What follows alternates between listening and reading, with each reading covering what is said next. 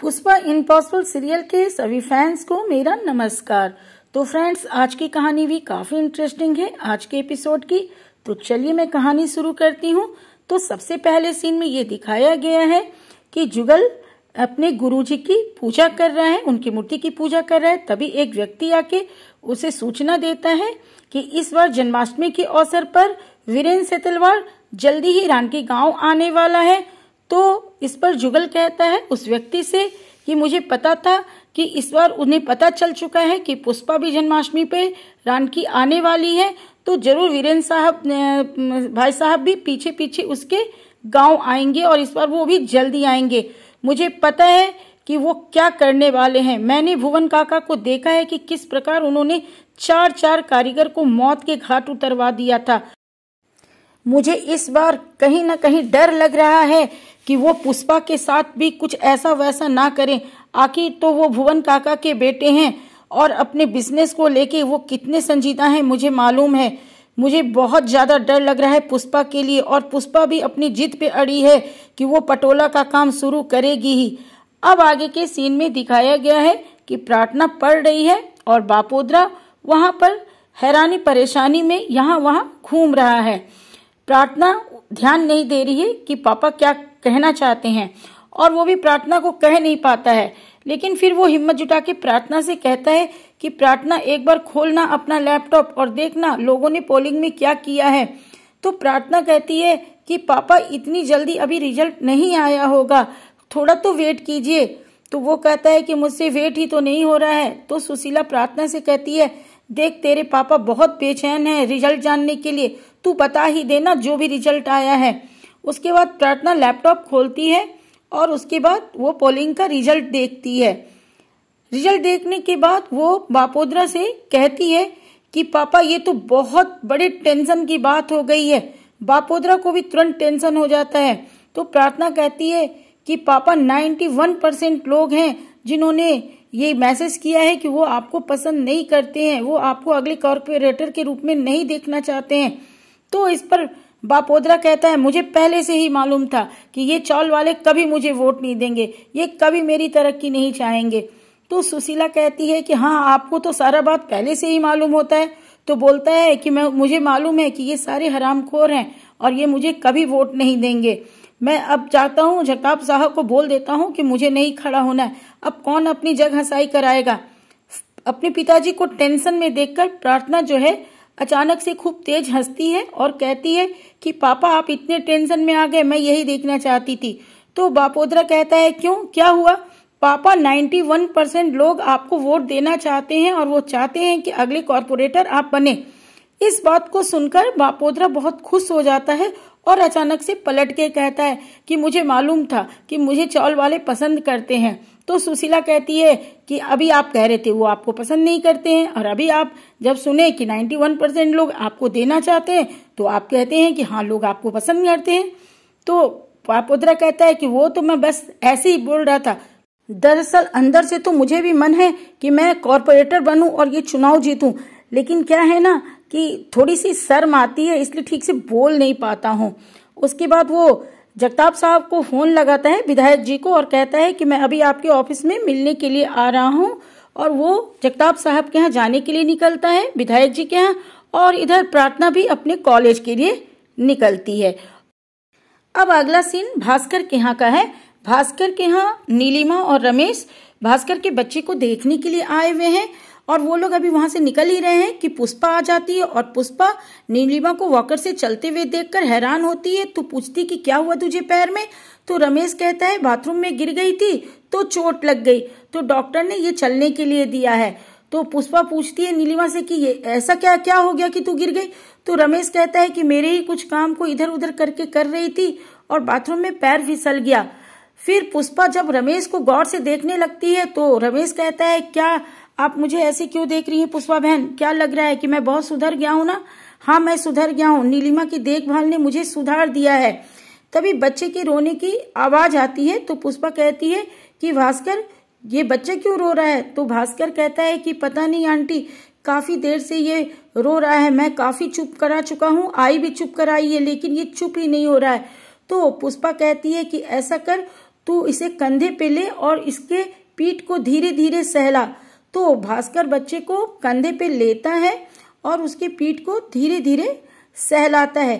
पीठ को धीरे धीरे सहलाने से बच्चे को थोड़ा थोड़ा ढकार आता है। ढकार आने से बच्चे का पेट हल्का हो जाता है और वो फिर चुप हो जाता है। तो भास्कर कहता है कि पुष्पा आंटी, आप तो कमाल का नुस्खा जानती हैं, हम लोग इतने देर से इसे चुप करा रहे थे, ये चुप ही नहीं हो रहा था। तो पुष्पा बोली कि अरे ये तो नानी दादी के नुस्खे हैं, वो बच्चों के पेट में ना गैस हो जाता है, अब वो बोल तो पाते नहीं है, तो बस उन्हें थोड़ा सा पीठ पे लेके सहला ले तो बस वो ठीक हो जाता है, इतनी बड़ी बात भी नहीं है। उसके बाद पुष्पा रमेश और नीलिमा को कहती है कि बस यूं ही तुम लोग अच्छे से रहो।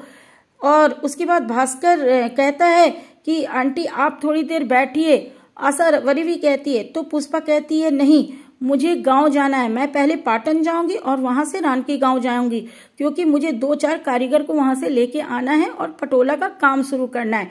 अब तुम लोगों की यहाँ ड्यूटी है कि तुम लोग अपने घर की देखभाल के साथ साथ मेरे भी घर की देखभाल करो। हालांकि यहाँ पे वो सभी हैं, दीप्ति, राशि, चिराग सभी हैं, लेकिन तुम लोगों को भी मेरा घर देखना होगा। अब अगले सीन में पुष्पा के घर का दिखाया गया है कि राशि, चिराग, दीप्ति और अश्विन मिलके टिफिन सर्विस का काम कर रहे हैं, यानी कि टिफिन डब्बे में कस्टमर का खाना पैक कर रहे हैं और पुष्पा जो है अपने बुक कॉपी को बैग में रख रही है।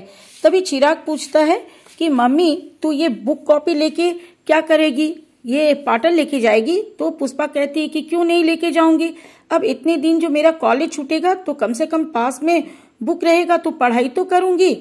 इस पे चिराग कहता है कि मम्मी यहाँ पे तेरा टिफिन सर्विस तो हम चारों मिलके संभाल रहे हैं, अब ये बता तू जो गांव जाएगी तो वहां से और कितने हाथ साग लेके आएगी? तो इस पर पुष्पा कहती है कि जितने कारीगर, कम से कम 3-4 कारीगर को लेके आऊंगी तो 3-4 और हाथ साग तो लेके आऊंगी। इसके बाद पुष्पा कहती है कि और अश्विन तू बता, तू जो नया कंपनी ज्वाइन किया है वहां तेरा काम कैसा चल रहा है? तो इस पर अश्विन कहता है कि माँ मैंने एक चैलेंज ले लिया है। तो दीप्ति तुरंत सीरियस हो जाती है और वो कहती है कि क्या चैलेंज ले लिया है तुमने? तो इस पर अश्विन कहता है कि दरअसल एक एम्प्लॉय ने कुछ प्रोजेक्ट में गलती कर दी जिससे कि मयूर सर ने उसे निकाल दिया और उस प्रोजेक्ट के प्रेजेंटेशन का काम मैंने ले लिया है, उन्होंने मुझे 72 घंटे का समय दिया है। तो इस पर दीप्ति कहती है कि इस तरह का चुनौती शुरू के जॉब में लेने की क्या जरूरत थी? तो अश्विन कहता है कि ये चुनौती मैंने तुम्हारे दम पे लिया है, मैं तुम्हारे साथ मिलकर इस प्रेजेंटेशन को, तुम आखिर मेरी पुरानी बॉस हो और तुम्हारे जो एक्सपीरियंस है बस उसी को देखते हुए मैंने ये चुनौती स्वीकार कर ली। अब तुम्हारा काम है मुझे इस काम में साथ देना। तो दीप्ति कहती है कि जरूर दूंगी। तभी राशि को याद आता है कि किसी भी टिफिन डब्बे में अचार नहीं रखा गया है और इसके लिए वो चिराग पर इल्जाम लगाती है। तो चिराग कहता है कि नहीं ये तुम्हारी गलती है। तो राशि कहती है कि ये तुम्हारी गलती है। पुष्पा कहती है गलती किसी की भी हो, अब सारे टिफिन डब्बा खोलो और इन सारे में अचार रखो, हमारे कई कस्टमर को अचार अच्छा लगता है। उसके बाद वो लोग टिफिन डब्बा सारा खोलते हैं और वापस अचार डालकर फिर से सारे टिफिन डब्बा को पैक करते हैं। और इसके बाद पुष्पा कहती है कि सारे कस्टमर को डिलीवरी जो है एकदम उनके एड्रेस और फोन नंबर को ध्यान में रख के करना होगा। तो वो लोग कहते हैं कि इसके लिए आप बिल्कुल मत घबराइए मम्मी, आप आराम से अपने काम पर जाइए पाटन और वहां से जो भी काम आपको करके आना है आप आराम से आइए। अब आगे के सीन में प्रार्थना और चिराग कॉलेज में मिलते हैं। चिराग से प्रार्थना पूछती है कि तेरा नया जॉब कैसा चल रहा है प्रेस का? तो चिराग कहता है कि बहुत अच्छा चल रहा है, लेकिन क्या है ना कि मुझे भी जर्नलिस्ट बनना है। तो प्रार्थना कहती है कि तो जर्नलिस्ट बनने में क्या करना है तुझे? तो चिराग कहता है कि दरअसल सीनियर सर ने कहा है कि मुझे छोटी मोटी स्टोरी लिखनी चाहिए और अगर मेरी स्टोरी अच्छी लग गई तो फिर मैं धीरे धीरे बड़ी स्टोरी लिखूंगा और धीरे धीरे जर्नलिस्ट बन जाऊंगा। तो इस पे प्रार्थना कहती है लेकिन तू स्टोरी लाएगा कहाँ से? तो चिराग कहता है कि सर कहते हैं कि स्टोरी हमेशा हमारे आसपास ही होती है, बस हमें उस पर गौर करना चाहिए और उसके बारे में सारे सबूत, सारे तथ्य जुटाने चाहिए और उसके बाद अच्छे से कवर करके एक स्टोरी तैयार करनी चाहिए। तो प्रार्थना करती है कि तुझे आसपास कोई स्टोरी दिख रही है तो बोल। तो वो चिराग मजाक में कहता है कि सबसे बड़ी स्टोरी तो तेरी मेरी है, एक ही चौल में हम लोग दोनों जन्म लिए, पढ़े लिखे, कॉलेज किए और अब हम शादी की कोशिश कर रहे हैं। तो इसमें प्रार्थना कहती है कि नहीं नहीं, तू हमारी स्टोरी नहीं लिखेगा।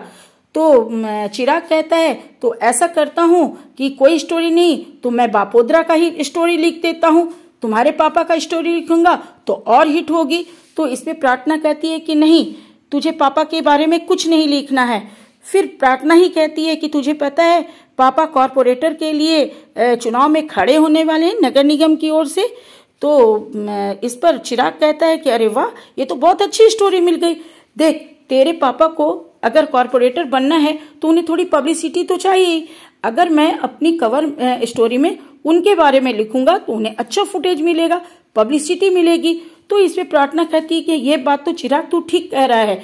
तो चिराग कहता है तो फिर तू ऐसा कर, तू अपने पापा के बारे में पूरे उनके जन्म से लेके अभी तक की जितनी भी बातें हैं मुझे लिखवा, फिर मैं इसकी स्टोरी तैयार करूंगा। और इस काम के लिए प्रार्थना तैयार हो जाती है। अब आगे की सीन में दिखाया गया है कि बापोद्रा विधायक जी की ऑफिस में आता है और उनसे कहता है कि सर अब मैं तैयार हूँ, पूरी तरह से मैंने माइंडसेट कर लिया है कि मुझे कॉर्पोरेटर के लिए खड़ा होना है। तो इस पे विधायक जी काफी खुश होते हैं और उससे कहते हैं कि ये तो आपने अच्छी बात सुनाई है, मैं भी चाहता हूँ कि आप खड़े हों और मुझे विश्वास भी है कि आप जरूर जीत जाएंगे। उसके बाद विधायक जी एक फॉर्म बापोद्रा को भरने के लिए देते हैं और उसे कहते हैं कि आप इस फॉर्म को भर के जल्दी से जल्दी जमा कर दीजिएगा, लेकिन एक चीज का ध्यान रखिएगा कि जब तक कि इस पर मुख्यालय का मुहर न लग जाए तब तक ये फॉर्म कंप्लीट नहीं होगी, और जब तक कि मुख्यालय का इस पर मुहर न लग जाए तब तक आप अपने कॉर्पोरेटर के चुनाव के खड़े होने की बात किसी को भी नहीं बताएंगे। ये बात बस आप अपने तक ही रखेंगे, बाहर किसी को नहीं बताएंगे। तो इस पर बापोद्रा कहता है तो सर मुझसे तो लगता है कि थोड़ी सी भूल हो गई है। दरअसल थोड़ा सा लोगों का प्रतिक्रिया जानने के लिए मैंने ऑनलाइन पोलिंग करवाई थी, बस ऐसे ही थोड़ा बहुत चौल के लोगों से जानकारी के लिए, बाकी मैंने ज्यादा किसी को नहीं कहा। तो विधायक जी कहते हैं चलिए कोई बात नहीं है, लेकिन आगे से सावधानी रखिएगा। आगे की सीन में महेंद्र को दिखाया गया है कि वो मोबाइल पर गोलू की फोटो देख रहा है और पुष्पा को बताता है कि जानती है पुष्पा आज मैं इतना खुश क्यों हूँ, क्योंकि महीनों के बाद गोलू आने वाला है। तो इस पर पुष्पा कहती है कि महेंद्र तेरी तपस्या सफल हो गई, एक बच्चे को तूने मंदिर से उठा के लाया और उसे इस लायक बना दिया कि आज वो देश विदेश घूम रहा है और अपने कार्यक्रम दे रहा है, अपने पैरों पे खड़ा हो गया है। तो महेंद्र की आंखें खुशी से भर आती हैं। अब अगले सीन में राशि को दिखाया गया है कि वो पुष्पा के वर्कशॉप में ताना बाना बैनर के सामने अपना रील बना रही है। तभी वहां पे पुष्पा आती है और वो कहती है कि चल आज तेरे साथ मैं भी डांस करती हूँ, तेरे इस रील में मैं भी आ जाऊंगी। तो राशि खुश हो जाती है और उसके बाद माँ और बेटी खूब बढ़िया से डांस करती हैं और सामने मोबाइल पे सब रिकॉर्ड होता है। उसके बाद जब डांस खत्म हो जाता है तो पुष्पा कहती है कि तू चेक कर ले कि तेरा रील अच्छा बना है कि नहीं, और मुझे कुछ काम है, मैं जा रही हूँ, मुझे पाटन जाना है, उसके लिए भी तैयारी करनी है। ये कहकर पुष्पा वहां से चली जाती है और राशि जो है वो मोबाइल में रील चेक करती है। वो देखती है कि रील तो काफी अच्छा बना है, लेकिन मोबाइल चेक करते करते उसे दिखाई देता है कि फिर से मैसेज आ रहे हैं। वो मैसेज को देखकर फिर से एक बार डर जाती है, लेकिन वो उस मैसेज को पढ़ती है। चूंकि अभी पुष्पा कुछ ही दूर पे वहां पे खड़ी है, अभी वो अपने घर गई नहीं है, तो वहां से राशि चुपके से निकल जाती है बाहर की ओर और जाके देखती है कि आसपास कौन है जो हमें फॉलो कर रहा है, हमें ट्रोल कर रहा है, लेकिन उसे बाहर चौल में निकलने पे कोई नहीं दिखाई देता है। तो राशि सोचती है कि फिर ये कौन है जो वो पूरी बातें लिखता है कि मैं मम्मी के साथ डांस कर रही हूँ, अच्छी लग रही हूँ, तो ये आसपास अगर कोई है नहीं तो वो लिख भी नहीं सकता है। लेकिन इसी असमंजस में, डर की स्थिति में राशि जो है वापस वर्कशॉप में चली जाती है। अब अगली क्लिपिंग में चिराग और प्रार्थना को निज स्पॉट के ऑफिस में दिखाया गया है। चिराग जो है वो बापोद्रा की स्टोरी लिखने के बाद एडिटर जी के पास जमा करता है और बाहर इंतजार करता है कि अंदर से कोई रिप्लाई आएगी, और वो इस बात को प्रार्थना को कहता है कि इतनी देर हो गई, अभी तक सर ने कोई रिप्लाई नहीं दिया है। तो प्रार्थना कहती है तेरी स्टोरी जरूर एक्सेप्ट होगी, तूने मेरे पापा की पब्लिसिटी के लिए इतनी अच्छी स्टोरी लिखी है, तो ऐसा क्यों नहीं होगी। तो चिराग कहता है कि भगवान करे तेरी बातें सच हो जाए। अब आज के एपिसोड का ये अंतिम सीन है, जिसमें कि शैतलवार को सुनील के साथ दिखाया गया है कि वो रानकी गांव पहुंच चुका है और वहां पे जन्माष्टमी की तैयारी करवा रहा है। वहां पर वो महिला कारीगरों से मिलता है और सबका हाल समाचार पूछता है वीरेंद्र शैतलवार। और उसके बाद वो सुनील से पूछता है कि यहाँ पे चंद्रिका बहन नहीं दिखाई दे रही है, साथ ही कुसुम भी नहीं दिख रही है, और मुझे लगता है कि एक दो और भी महिलाएं हैं जो नहीं दिख रही हैं। तो वहाँ पे वो एक महिला जो है वो बताती है कि वो लोग शाम वाले शिफ्ट में काम करती हैं, उनसे आपकी मुलाकात शाम को होगी। उसके बाद वीरेंद्र शैतलवार सुनील को कहता है कि ये चंद्रिका पे जरा ध्यान रखना, चंद्रिका कहीं ना कहीं पुष्पा के लिए काम कर रही है। पुष्पा जरूर चंद्रिका के साथ मिलकर 2-4 महिलाओं को और अपने साइड कर ही लेगी। रही बात कुसुम के लिए, तो कुसुम का इंतजाम मैंने करवा दिया है। और आगे के दृश्य में दिखाया जाता है कि 2 लोग वैन से मुंह ढककर कुसुम का घर खोजते हुए कुसुम के घर तक जाते हैं, किसी व्यक्ति से पूछते हैं और उसके बाद वो लोग कुसुम के घर पे जाते हैं। कुसुम उस समय घर का कुछ काम कर रही होती है। पहले तो उससे कुछ पूछते हैं और उसके बाद एक चादर से कुसुम का मुंह ढक देते हैं और उसे नजरबंद करके वैन में बिठाते हैं और वैन में किडनैप करके वो उसे लेकर कहाँ जाते हैं ये नहीं दिखाया गया है। तो फ्रेंड्स, आज की कहानी बस यहीं तक है। कल के एपिसोड की कहानी मैं फिर लेके आऊंगी, तब तक के लिए बाय।